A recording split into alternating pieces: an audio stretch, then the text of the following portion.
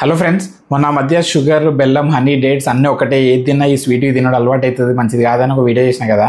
ఆ వీడియోలో చిన్న క్లారిటీ మిస్ అయింది. ఆ పాయింట్ని పట్టుకుని ఒక మదర్ యూట్యూబ్ వీడియో కింద కమెంట్స్లో యుద్ధాన్ని దిగినరా మీద. ఏంది అంటే, నువ్వు అట్లా డేట్స్ మంచివి కాదంటావు, ఇక నువ్వు చెప్పినట్టు ఆలోచిస్తే ఫ్రూట్స్ కూడా అన్నీ తీయగానే ఉంటాయి, అట్లయితే ఇక అవి కూడా తినిపించొద్దా, నీకేం చదువురాదు పడరాదు, నువ్వు డాక్టర్వేనా అని ఒక దంచుతుండే నన్ను.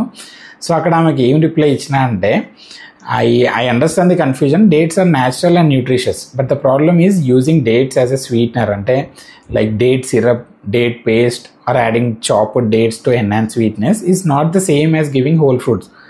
ఇప్పుడు whole fruits like bananas, apples come with fiber, water content, and natural balance of sweetness, making them suitable even in the second half of the first year. But dates, although natural, they are very high in sugar, about 60 to 70% by weight, and low in water content, and when used as a sweetener, they train a child's taste buds to prefer sweeter foods, similar to sugar or jaggery.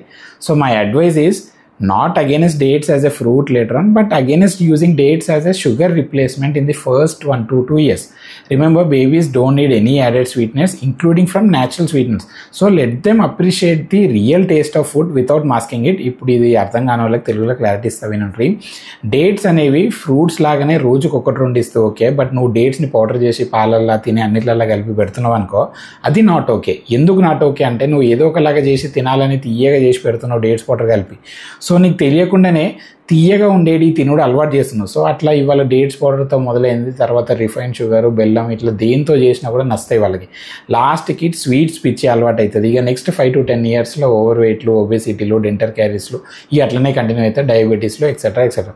So ఓవరాల్గా మీరు ఎంత natural substances use చేసినా కూడా sweet food items and sweet drinks అనేటివి మంచివి కాదు. At least first 2 years అయితేలే వద్దు.